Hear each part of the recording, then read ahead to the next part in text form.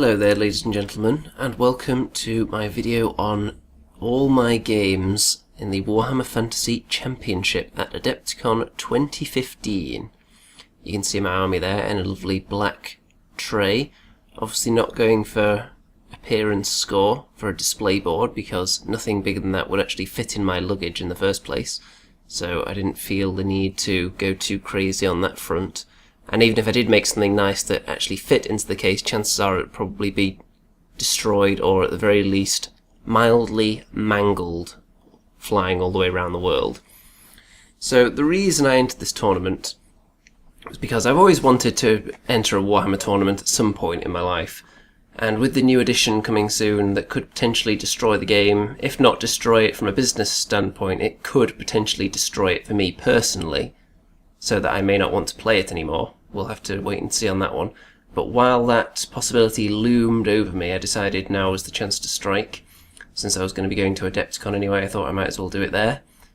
Thought it'd be a great adventure, and overall it was a good experience. So I'll talk you through the army that I took with me first of all. As you can see, it's Dwarves. Now the models I had available, there was no way of making the ultra most competitive army there is on the face of the earth.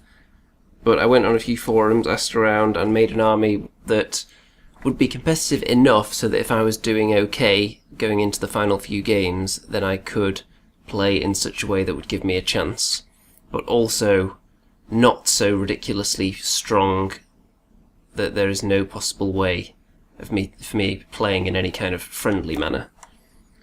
Because chances of me winning this tournament were very, very slim, considering I've only played about 4 games in the last year or so, and I haven't played against any of the new army books really, especially any of the end time stuff, because I've been pretty much ignoring that. And this tournament did include the end times armies, but it didn't use some of the end times rules, such as the ridiculous amount of magic dice, so there's nothing like that going on. But there were a few Nagashes and things like that floating around that of course I had to be somewhat wary of. First of all, on my army you can see the objective marker in the middle there underneath the gyrocopter, which is a Dwarf Lord of Legend mounted on a few bases, because I only actually read the tournament rules about a week before the tournament. So probably should have done that a bit sooner. Maybe I wouldn't have had to cobble together an objective marker at the last minute, but I think it looked quite good. It was definitely a lot better than some people's objective markers that I saw, so that was nice. And as for what else I had in my army, as far as characters goes, I didn't take any lords. And for heroes I took a Master Engineer, 2 Runesmiths, one of which was the General, and a Thane BSB on an Oathstone, which you can see there represented by Belagar Ironhammer, and his hammer was representing a great weapon. He did have a shield though, because I didn't want to hack one off the model, and I didn't want to be playing things that didn't really represent what they are, so I made it clear to my opponent where everything was at the beginning, as long as I remembered. So as far as runes went, the standard one runesmith having the rune of spellbreaking, the other one having the double rune of spellbreaking, so you can potentially destroy spells. Nothing too interesting on them. But then the BSB, I went for a very, very defensive layout. So we had the Master Rune of Gromril, Rune of Iron, 2 runes of Iron in fact, so we ended up with +1 toughness and wound and a 1+ save, which was very tasty, and of course the Oathstone, so that's going to help out the Iron Breakers with their parry saves. So that was the reasoning behind that. Then I went for a unit of 30 Longbeards, which you can see there, the old school Dwarf Warriors, 7 wide. I had to make that movement tray specially beforehand, because that's one width I didn't have, and people told me that's what they need to be run as, to be the most effective. And they did have the Rune of Stoicism on their banner, so everything pretty much was stubborn in this army. That was my entire core, by the way, that one block of Longbeards. It was 2,000 points. The entire army. Not just the Longbeards, that would be silly. In special I had a cannon, you can see there at the back, a grudge thrower and a gyrocopter, and the Iron Breakers. The runes, pretty standard stuff, and the grudge thrower, Rune of Accuracy, Rune of Penetrating, Iron Breakers, Rune of Stoicism as well. One of the units did have something else on their banner as well, to differentiate them a little bit.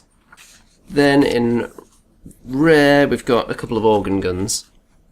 I would have liked to have taken some iron drakes, because I really love the way they're painted. But I was told that you can't really leave home without 2 organ guns, and I'm inclined to agree, because they are very, very tasty. So one of them with accuracy forging, one of them just with accuracy, and the one that just has accuracy is going to be accompanied by the Master Engineer. And that is my entire list. I didn't tell you absolutely everything, but you get the gist of it. Now, game 1. This is where a slight spanner was thrown into the works, because I was thinking the armies that I would like to come up against. Ogres, I think I would absolutely shred them with the organ guns. Any kind of elves with medium-sized units, because I feel like with the amount of shooting I've got there, especially with the 2 organ guns, and against elves, the gyrocopter as well, I could pretty much decimate medium-sized units so that by the time they get to me, they're pretty worthless. So those are the 2 things that I thought I would do very well against. Also anything with only 1 dangerous unit, because I could just pummel it from afar and possibly not engage it unless I want to. So, what I came up against first, there weren't that many other dwarf players, but I met one of them, and as you can see, he doesn't have anything that doesn't shoot. He had 2 organ guns, 2 grudge throwers, 3 cannons, and various quarrelers, and that's pretty much it. His general, I believe, was an engineer, and he told me this army was entirely to take down the new end time stuff, the big, ridiculous, multi-wound things like Nagash and whatnot. So I'm sure it would have been very effective, and this a bit of a nightmare matchup for me because I'm outgunned, and dwarves aren't known for their blistering speed to make it across the battlefield. Now the scenario, if you hear me rustling papers, by the way, it's because I'm rustling papers, looking at all the army lists and scenarios, so I can give you an accurate description of them all. So scenario 1, well, pretty much all the scenarios are just played like a standard game, but there are also victory points for reducing your enemy to a certain level of fortitude, which was also pretty bad for me, but also bad for this guy, because we didn't have a whole lot of banners going around in our army. I'm sure there were some people with a lot more than we did. So, and there was always some kind of twist on the scenario as well. So in the first one, there were various chocolate things positioned around the table, and moving into contact with them, trying to pick them up, then you get extra victory points if you attempt that. But the thing is, if you do go for them, then they can explode and blow up your unit. So, a little bit of a twist. But the deployment is what really got me on this scenario, because it was using the dawn attack scenario, which means that you roll a dice to see whereabouts in your deployment zone a unit appears. And it just happened that I rolled 2 many, many times, so most of my army appeared in the far right corner of the table. And then, if you can see there, the grudge thrower appeared on its own in the middle, and the cannon appeared on its own on the left. And pretty much all his army appeared in the left corner. So I felt like I was pretty much toast at this point, because my organ guns were out of range of everything, and my combat units would not be able to even march to within striking distance of any of his units by the end of the game. So it just drove home the point that shooting was going to dominate this game, and he had more shooting than I did, especially cannons, which are ideal for taking out other war machines.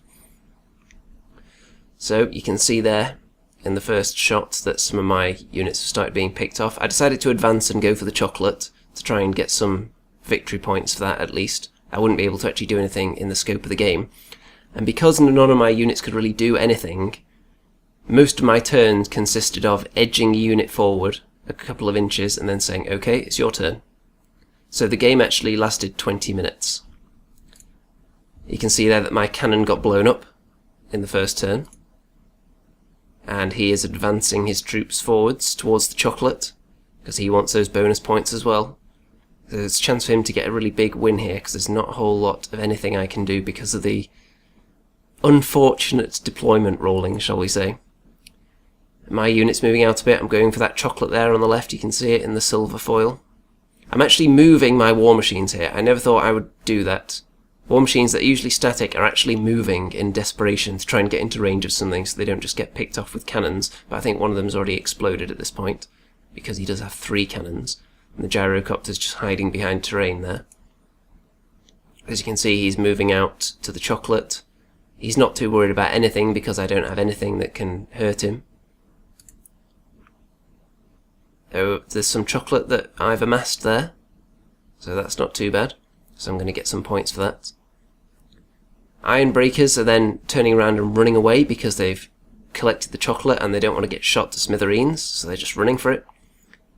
And that's pretty much what I have to do. I just have to consolidate back in the corner and try not to lose everything to shooting. It's really unfortunate that the tournament started this way, but it is quite funny. And I was commenting to him that if there was going to be one game that was just totally ridiculous like this, I would rather it be the first game for video purposes, because people seeing this might be quite entertained and actually stick around and watch the whole thing. And that's pretty much it. He still had almost everything left. I think I might have killed 1 war machine, possibly 2.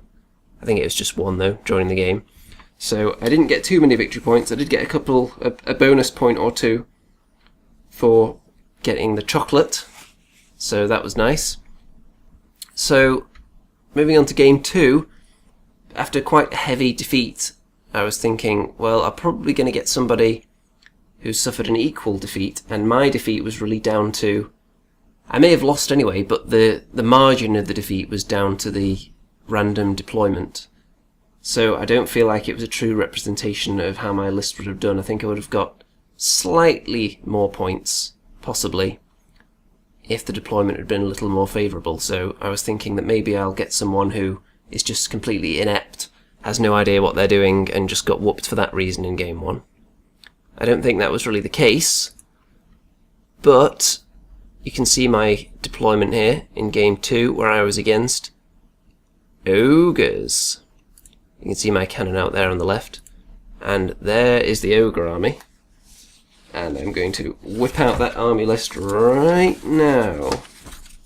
Right then, so he had a Slaughtermaster, Firebelly, a BSB, some Iron Guts, some Mournfangs, some Saber Tusks, and 2 Iron Blasters.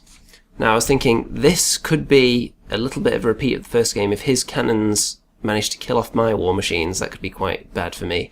But I did have a distinct war machine advantage. His do have more wounds though, so that gives them a little bit of an edge, but I was thinking the sheer numbers of them that I have, and he's probably going to want to close the distance on me so he doesn't get shot to bits. So I think I'm going to be alright in this game. I was extremely confident, and he did look very concerned as well. I think this particular opponent, when I introduced myself, I think this is the guy that said, "I know," which is a nice ego boost for my E fame and my A-list celebrity status. And he's positioned one of his Iron Blasters over there, hiding out of the range of my cannon, because I had to put down that first, because he just had more drops than I did. But in turn 1, his Iron Blaster blew itself up. I didn't even have to shoot it. And anyone who's played as or against ogres knows that it's not too easy for an Iron Blaster to explode itself. It's not quite as difficult as an organ gun blowing itself up, but it's less likely than a regular cannon, but he still managed to do it. So something was definitely on my side in this game. And you can see my war machines just peppering away. I killed some Mournfang really early. And his Iron Guts, moving forward, I tied them up by just parking the gyrocopter in front of them at a jaunty angle, so he really had to charge it, and I was just happy to take the sacrifice there. No reason for it to do anything other than get in their way. One of his Mournfang did survive and make a long charge into my organ gun here. One thing that I'm guilty of in Warhammer is that I play the averages too much. I kind of strategize around the assumption that everything is going to run perfectly average. So I'll put myself in a position to make charges that are just easier than average, and I'll position myself at a distance where the enemy is just outside of average if they want to charge me. So then if there's any slight deviation, which there always is, then it can come back and bite me. Also, I have a bit of a problem with the Adepticon terrain here. That hill that my Longbeards are on, there was no way to grip a unit to it without maybe blue tacking it to it. So what I had to do was just use that marker there on the hill to represent where the unit actually was, because they were just sliding down from any angle. There was no way at all of keeping them on there. There was no grip whatsoever. So, not ideal for a fantasy tournament, but we did improvise, so it was alright in the end. One of the Sabertusks was closing in perilously on that cannon that was all on its own out there, so he's getting ready to be grape shot in the face, and that's exactly what happened. Now you'll see here that one of the organ guns is gone. That's because his Mournfang did blast through my lines, but overran a very tiny distance, very luckily for me, so he didn't go into another war machine, and he was just stuck in no man's land, and you can see the other organ guns just turned round there to face him. And his unit up there managed to dispatch the gyrocopter quite handily, but they did delay them getting into my lines, which is what I was going for. And you can see my organ gun there just shredded the last Mournfang that was stood right in front of it, rather than being able to follow into the grudge thrower, which it should have done on average. And you can see that my Longbeards have moved right to the edge of the hill now, represented by that little 90-degree marker thing. And in he goes with his iron guts into my iron breakers. The iron breakers did very well here. They were making a lot of saves because he was dishing out a lot of pain with those really large weapons that he's got there. And in a challenge, one of his characters there is fighting my BSB, but because he's just so beefy defense-wise, he was having trouble hurting my BSB at all. And you can see my Longbeards are really well positioned there to get a flank charge in a minute. He was hoping to break through in one go, but with the iron breakers being stubborn, he couldn't do that. So I was able to get the flank charge in on them with the Longbeards. So there was only going to be one outcome there, and I ended up running them down. So they were toast. And I killed everything and didn't lose too much in that game. So the reason I completely forgot what the scenario was for this game was because it didn't really come up, because we had secret objectives before the game on a piece of paper, and then we would reveal them at the end of the game. But since I killed everything, I pretty much automatically achieved my objective. They were all fortitude related. For example, have the most fortitude left on the table, reduce your opponent's fortitude to a certain level, or have the most fortitude in your opponent's deployment zone, and so on. So I achieved mine. I can't remember exactly what it was, and I assume he didn't achieve his since everything died. But yeah, he was very unfortunate. I did make a lot of saves with my iron breakers, which was very, very handy, and of course the iron blaster blowing itself up didn't help his cause, and just the list matchup was just really bad for him. So I did feel quite bad there. Moving on to game 3 here. Now I'm against Dark Elves. Now this guy was quite upfront about the potency of his army. He was quite happy to tell me that certain things were extremely powerful. He had a Dreadlord, a Spellweaver, a Sorceress, a Death Hag, some Dark Riders, which are very, very tasty, some Dark Shards, a Cold One Chariot, Doomfire Warlocks, which are just ridiculously good, and more Doomfire Warlocks, which are also ridiculously good. So you can see there, it's quite mobile. This is the army that would concern me a little bit, because they're very fast and lots of units. So I can't focus my fire on anything and just completely whittle it into oblivion. The scenario for this game was to have your opponent reach their breaking point in fortitude, so to get them down to a certain level, but also you can't be broken if your objective marker is still intact. So really there was no way of me moving into contact with his objective marker with a unit that has fortitude, because all my units are slow and he positioned it right over in the corner, so there was just no chance at all of me reaching his. So the only way I was going to win was to just kill everything. He was obviously very likely to get to mine.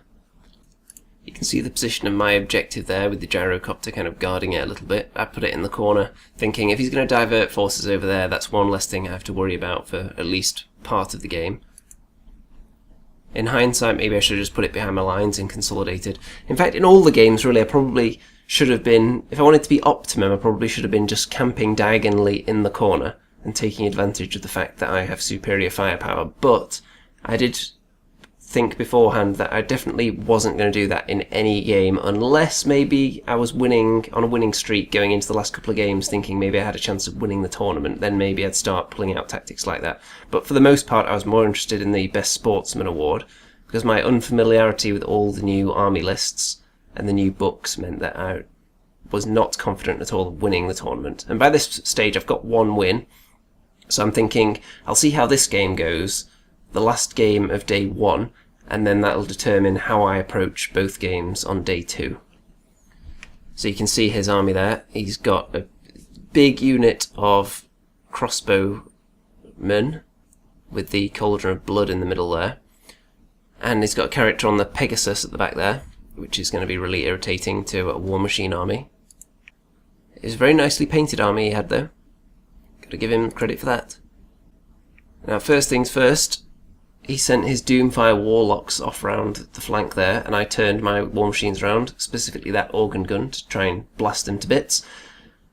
But the organ guns, after they'd been so good at killing the ogres in the last game, failed me this time round, and almost did nothing. They did very, very little damage whatsoever, which is very disappointing. And my War Machines failed to kill his chariot as well, which is a bit of a blow. I was hoping to get that annoyance out of the way in turn 1, but I couldn't do it, so that's going to come back and bite me. Look at the nice detail there on that Cauldron of Blood. My Gyrocopter actually did a good job in this game. It toasted a couple of those Dark Riders and made them flee, which was nice because that's what he was counting on to take out my objective marker. So I'm hoping I could chase them off the table, perhaps. Not quite, though. Over on this side, the Doomfire Warlocks, because I wasn't able to do enough damage to them with the organ gun failure, they were pretty much free to eat the cannon for breakfast, which is going to be what happens in a second. Also, his chariot and his character on a Pegasus, which I wasted shots on because it had a ward save, but obviously I wasn't to know that until I hit it, but I put a lot of resources into killing it when probably I shouldn't have done. You can also see that his Doomfire Warlocks have got round the back of my army because of some reforming shenanigans where they went to single file to get past the warriors that were blocking their way and then reformed on the other side without any kind of penalty because they're sneaky like that. So he's pretty much got into the meat of my War Machines at this point. Over on this side, his Dark Riders did manage to rally and they're going to get back in the game. Over here he managed to eat all my War Machines for breakfast, except for that one engineer stuck with the Pegasus for quite a long time, it has to be said. The Gyrocopter flew off and attempted to toast some crossbowmen, hoping to just annoy them for the rest of the game, kill as many as possible. Didn't do too much damage to them though. There we see the Doomfire Warlocks have got into the Grudge Thrower. So it's pretty much game over at this point, because if my initial volley of artillery fire isn't enough to take out the units that are going to annoy me, then they're going to annoy me and get stuck into the soft centre of the army and just chew through everything eventually. So it does really rely on that initial barrage doing some damage. So if I roll badly on that, because I don't deploy in the corner, I did tell most of my opponents that I'm morally opposed to corner camping, by the way, in case that bumped up my sportsmanship score a little bit. The Pegasus has gone into the Ironbreakers, not really concerned about that at all. It's just a question of their being held up so they can't help out any of the War Machines, not that they'd really be able to due to the manoeuvrability of all his units. And you can see his Dark Riders are going for my objective. And over there, because of the shooting of the crossbows at my Longbeards, I've only got the Runesmith left, which is quite unfortunate.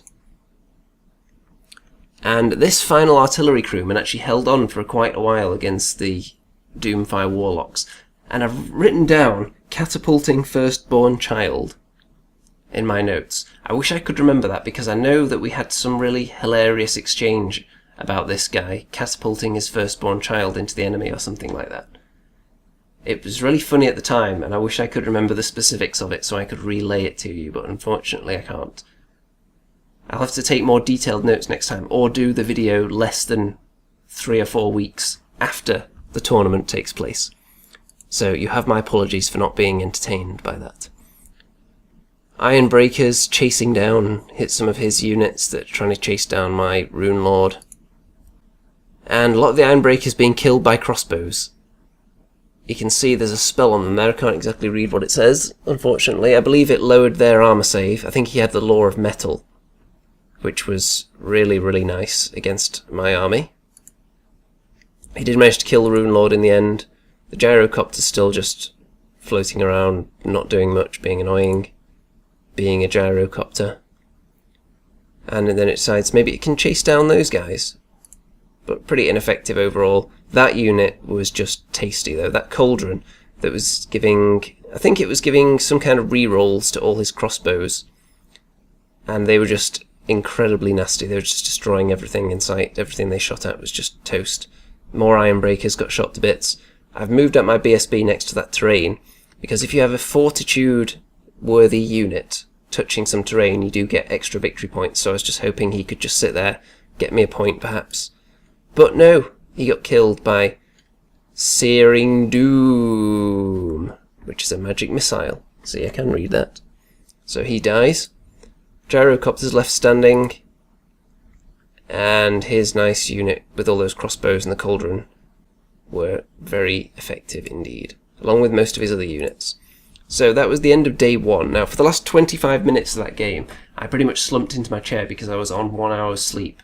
1 hour's sleep per night for the previous 3 or 4 days, which was not ideal preparation for standing up for 10 hours playing Warhammer, so it was really quite fortunate that some of my other games were over very, very quickly. I think my first 2 games lasted a combined time of maybe an hour. The first game was only 20 minutes.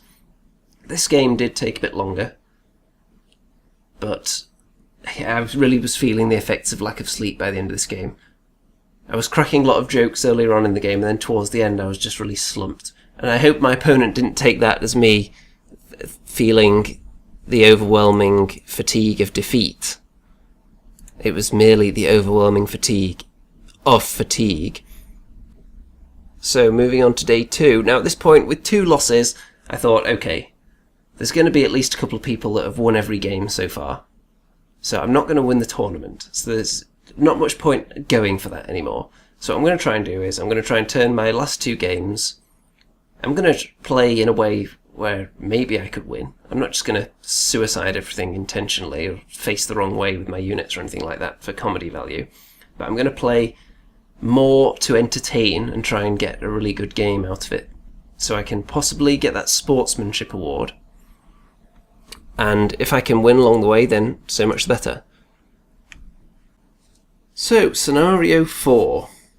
Now this one, you have to move to the various points on the battlefield and interrogate those landmarks to try and find a murderer or some such. And if you do find him, well, it's determined on the roll of dice. If you do find him, then your unit will take a lot of hits because he's a dangerous murderer, and if you don't find him, you move on to the next one. There were 3 of them. So whoever finds him is going to get extra points. And if you try to find him, you get extra points as well. So it discourages just camping, basically. So, this game I was against Chaos. There, he had a floating Sorcerer Lord. He had Throg. And he had a lot of Chaos Trolls in a big blob. Now, I've heard about this unit and how nasty it is, but I've never actually come up against it. So it was going to be a nice learning experience here. He also had 2 lots of 10 Marauders, and a couple of Beasts of Nurgle, and some Skull Cannons. You can see some more of his stuff there. A Beast of Nurgle represented by I think it's a Plague Toad, which is a really nice model. This was a nicely painted army as well. And there's my deployment. I've kind of set up, I think I was on the same table that I was on for the previous game, actually, here. I think it was. So the deployment was fairly similar. Got an Organ Gun on one side because he just had a couple of annoying units over there that I wanted to deal with. Gyrocopter there as well. And the main bulk of my army was over on the right, around the Organ Gun.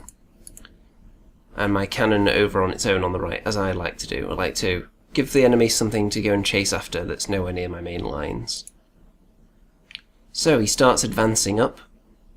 You can see the marker there in front of his Marauders, which is one of the points to interrogate the murderer, and his Toad there as well. I'm thinking I'm just going to be able to toast all this a lot easily with my Organ Gun. Also, here comes his unit of trolls. Now, I had a choice here. Do I scoot back a little bit with my units and bring over the gyrocopter and just park in front of them at a jaunty angle and try and just distract them, maybe charge out some runesmiths to do the same thing when it's dead and just tie them up all game on basically nothing and shoot the rest of the army?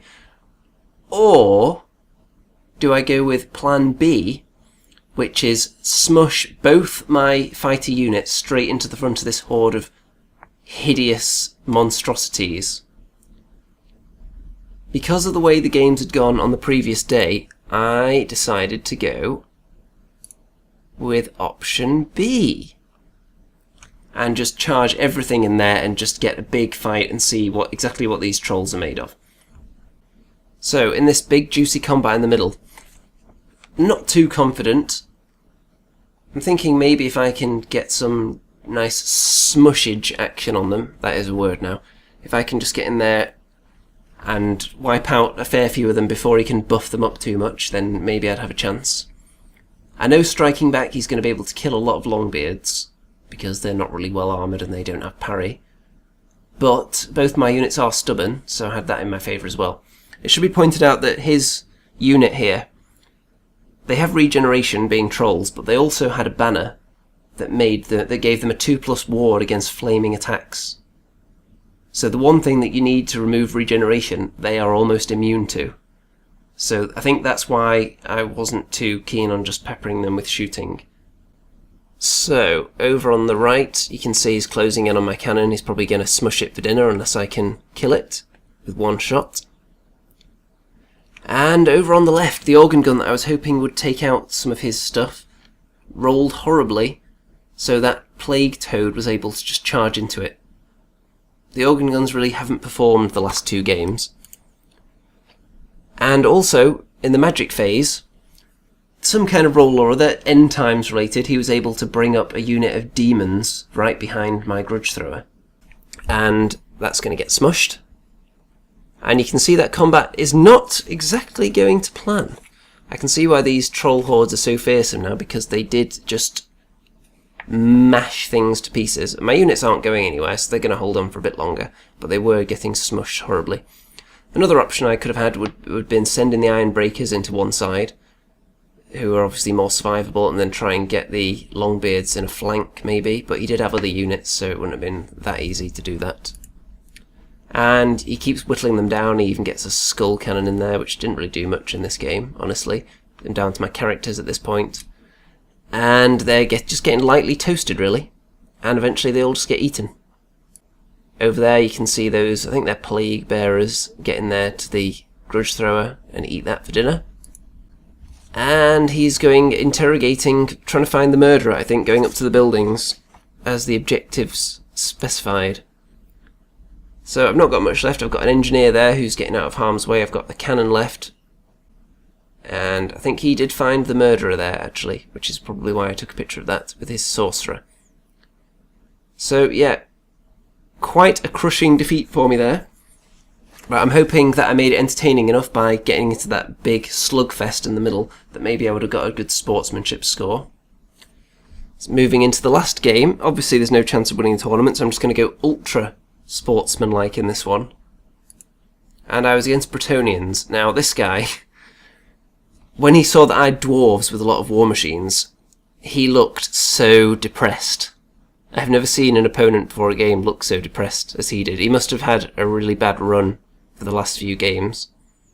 Well, to be on this table he probably did, since he must have also lost quite a few games. And then to see coming up against dwarves with just cannons and organ guns all over the place in the final game, he must have been thinking, what did I do to deserve this? But little did he know that I wasn't going to be playing in a corner camping manner or anything like that. So, the scenario for the final game.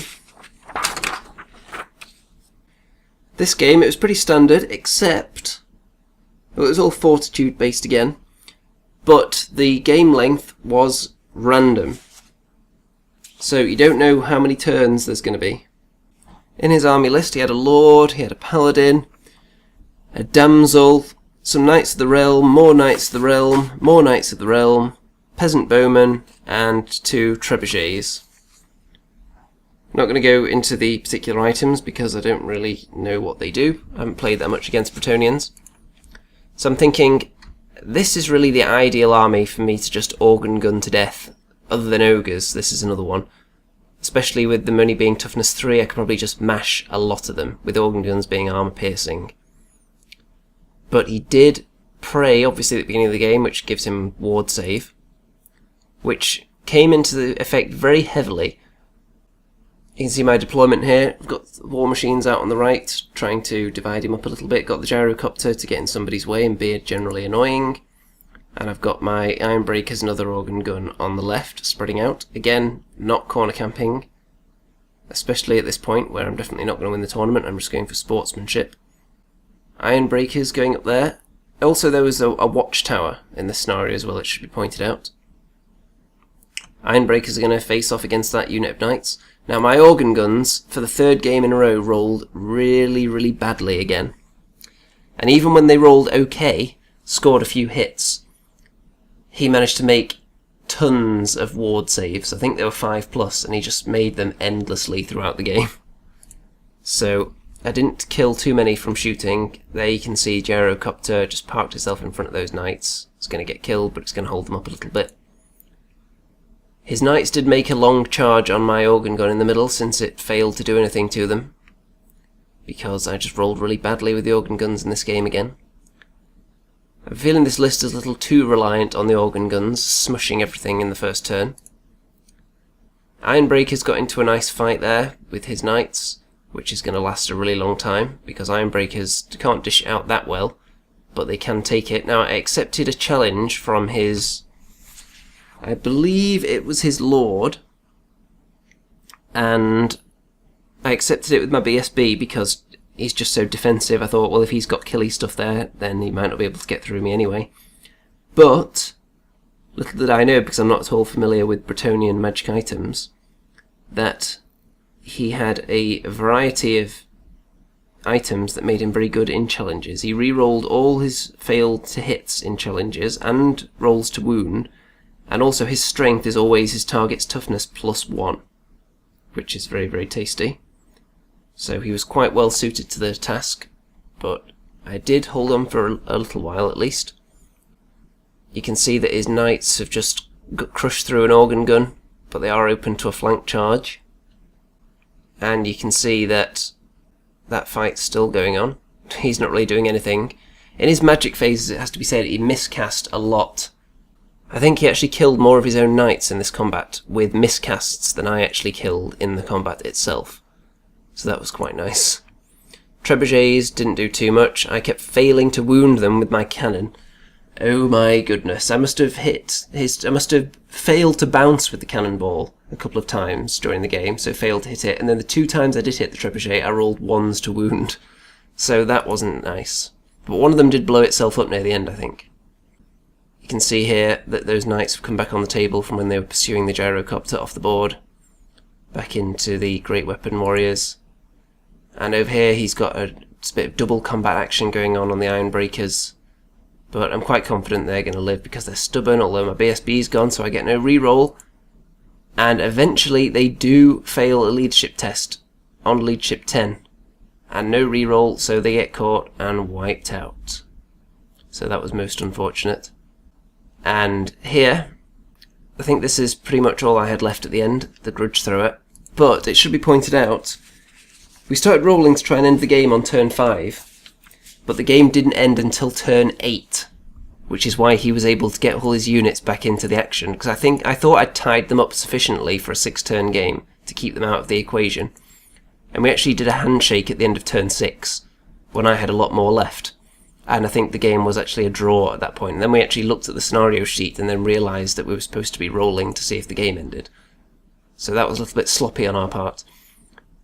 But the game didn't end until turn 8, which allowed him to go around mopping things up because I'd left myself in a bit of a perilous position, not realising there was going to be 2 more turns.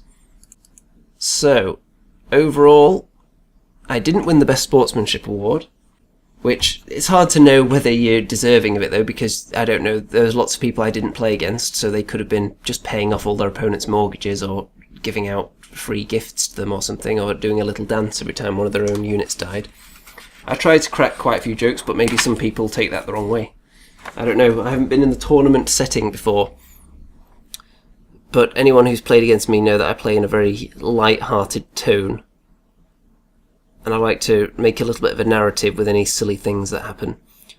Usually something like if I drop a template on somebody, and the guy under the hole is the only one who survives, then I'll make some little remark about how he just caught the stone and everyone around him just died of shock. Something like that. Probably a little wittier than that exact example, but you get the gist of it. Try to add a little bit of flavour to the game whenever I can. I don't think any of my players were particularly hardcore. Everyone seemed mostly light-hearted. There were a couple of incidents where people were questioning my knowledge of the rules, but that was clarified by consulting the rule books and so on. And I pretty much just took my opponent's word for everything, because that's just the nice kind of guy I am. So overall, obviously I didn't win the tournament. I didn't win anything, but I did win that one game, and then spent the day 2 trying to make a push for the Best Sportsman award, but it wasn't to be. Would I do a tournament again? Possibly. Would I do a Warhammer tournament again over 2 days? I would have to say probably not, because it is an awful lot of games in a short period of time. If I was going there specifically for a tournament, well, I wouldn't fly around the world specifically for a tournament to begin with, but if there was one closer to me, would I go there 2 days for a tournament? Possibly. Just for the tournament, but at an event like Adepticon where there's a lot of other stuff to do, I probably wouldn't want to fill up 2 days playing the same game again. I think it was a positive experience overall, but it's one that I've kind of got out of my system now, and I don't think I'd want to transport such a large army around the world again either. Nothing was actually damaged apart from a couple of shields fell off early in the tournament. Nothing was damaged on the plane rides, which was shocking to me since I took a metal gyrocopter with me, which breaks if you just look at it funny. So I don't know how that survived all those plane journeys. Overall, all my opponents were pretty nice. I don't think I gave anyone a bad sportsmanship score. The only things that I would question that my opponents are doing, I think 1 or 2 of them, I think, were just really, really bad at measuring distances for their units. But sometimes it benefited them and sometimes it benefited me, so I think it was just maybe an eyesight thing, or just they didn't think it really mattered. So I didn't make a big deal of it because, like I said, I was going for sportsmanship score, so I'm not going to start calling people out for moving an extra centimetre. A couple of my opponents did know who I was, which was nice. And a couple of the other, I think I gave Chilling Wargamers business cards to all of them and told them about my personal channel as well. So I'm sure at least a couple of them have since subscribed, so they can hear all about my thoughts on the games. I didn't go into as much detail as I originally planned, probably because I've just forgotten quite a lot of what happened, because it was a few weeks ago and I've had plenty of crazy adventures since then. And there are a lot of pictures where at the time you think, yeah, I'll just take a picture of this unit here, and then I'll just somehow remember what that means in 3 or 4 weeks' time. And it doesn't work like that, so I think I need to take more detailed notes next time. Especially since I'm playing Dwarves, I do have a lot of time left over in my games generally. I don't think any of the games went up to anywhere near the time limit. Most of them were short. Most of them took less than an hour, I think. Especially the first 2 games were really, really quick, which gave me more time to explore the convention. So if all my games were going to be that quick, maybe I wouldn't mind playing a tournament spread over 2 days again. But obviously you can't guarantee that's going to happen. And it is difficult moving the army around everywhere. For the most part, I just left my army in the tournament hall while I was wandering around. I took all my dice and things like that with me. I just left the army out. And trusted that my fellow Warhammer players wouldn't just come along and steal an iron breaker when I wasn't looking. And nobody did. All in all, a positive experience. I'm glad I got the one win that I was after.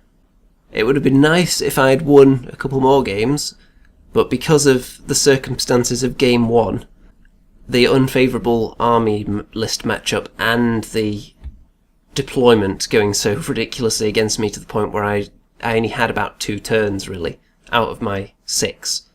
I wasn't able to do anything for 2 of them, and even then it was mainly just, I'm going to shoot this cannon, and that's the end of my turn.